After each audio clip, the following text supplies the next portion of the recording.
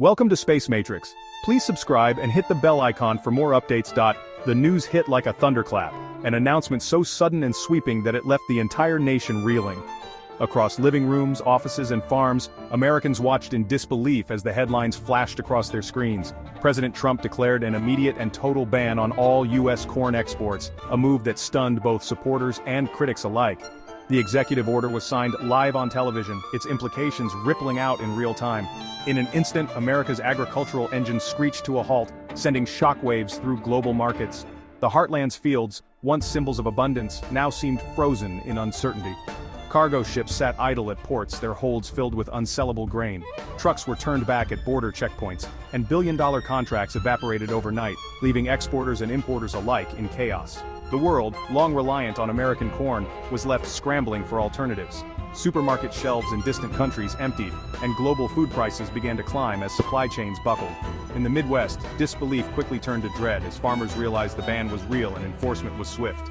Families huddled around radios and televisions, searching for answers that never came. International buyers from Mexico to Japan were left stranded, their supply chains severed. Long-standing trade relationships were suddenly in jeopardy, and negotiations ground to a halt. Farmers faced the grim prospect of watching their bumper crops rot in silos, their livelihoods upended by a single decision from Washington. Equipment sat unused, and the hope of a prosperous season faded fast. The ban wasn't just about lost profits, it was a broken promise to the backbone of rural America.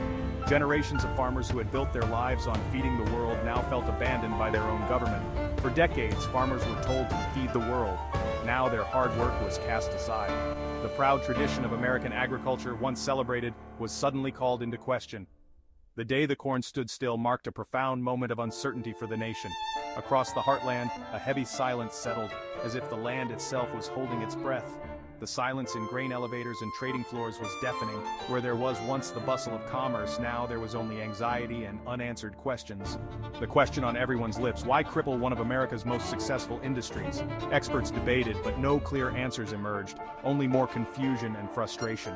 The shock quickly turned to anger and a sense of betrayal. Protests erupted in state capitals and rural towns as farmers demanded to be heard and their livelihoods protected.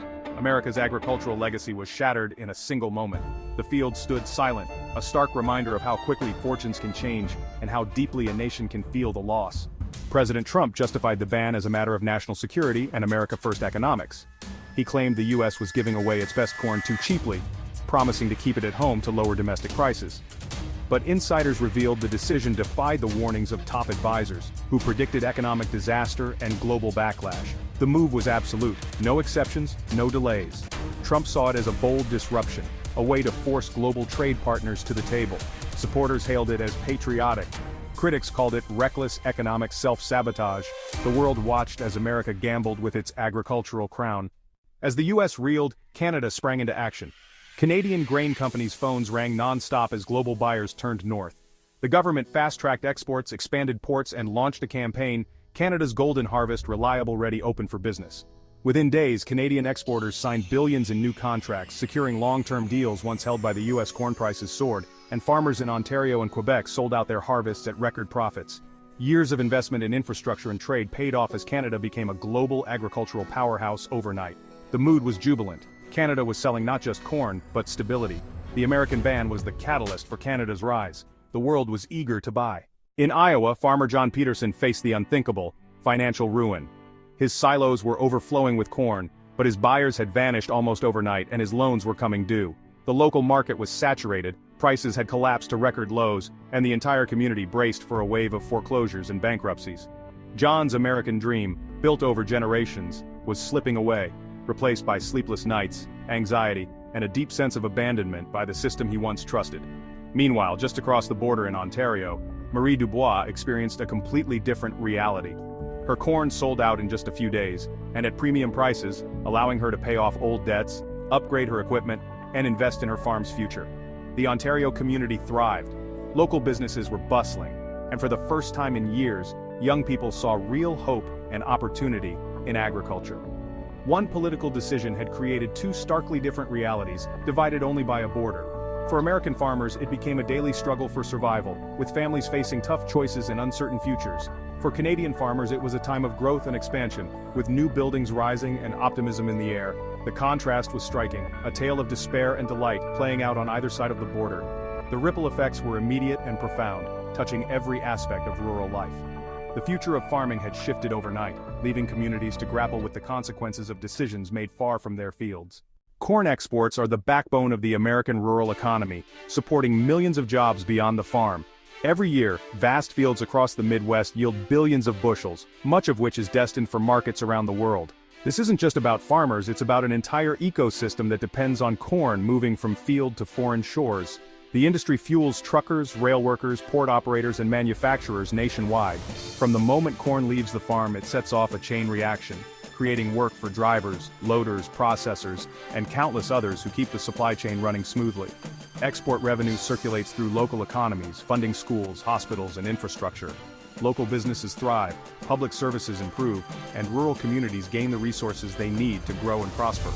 Cutting off exports starves these communities, triggering a ripple effect across the nation. When exports dry up, it's not just farmers who suffer. Entire towns feel the pinch, from lost jobs to declining public services. America's status as the world's top corn exporter has been a pillar of its global influence and soft power. Our ability to feed the world has given the U.S. leverage in trade negotiations and built lasting partnerships with other nations. Reliable supply built alliances and trust. The ban shattered that reputation. Suddenly, partners who once depended on American corn are left searching for alternatives, and trust in U.S. reliability is shaken. The export market also absorbs America's massive surplus, stabilizing prices and keeping farms profitable. Without strong exports, the domestic market is flooded, and prices can plummet overnight. Without it, prices collapse, and farmers' success becomes their burden. What once was a sign of prosperity, full silos and bumper crops, can quickly turn into financial hardship and uncertainty. Corn exports aren't a luxury, they're a necessity for economic health and global standing. They keep rural America alive, support millions of jobs, and help maintain the nation's influence on the world stage. The ban exposed just how fragile that system really is, reminding us that the strength of our rural communities and our global reputation depend on keeping those exports flowing. The ban's impact rippled far beyond farms. Rural communities faced job losses, shuttered businesses, and economic depression. Consumers saw little relief. Lower corn prices didn't translate to cheaper groceries, as processing and transport costs remained. Industries like ethanol and livestock feed were hit by market chaos and potential retaliatory tariffs. Economic uncertainty spread, shaking confidence and stalling investments. The promise of America First began to feel like America alone. The interconnected economy meant no one was insulated from the fallout. The shockwaves traveled from field to factory to grocery cart. A single policy had upended daily life for millions. America now faces a reckoning. The corn ban inflicted deep wounds, economic, reputational, and strategic. Even if reversed, trust is hard to rebuild. Buyers have moved on, signing long-term deals with Canada and others. Regaining lost ground will require steep discounts and hard bargaining. Meanwhile, Canada has seized the moment, investing in technology and infrastructure to cement its new status. The global balance of agricultural power has shifted. The world is watching. Will the U.S. learn from this crisis or cede its leadership for good? The future of North American agriculture hangs in the balance. The fields may look unchanged, but the ground beneath them has shifted forever. The golden harvest's fate is now an open question.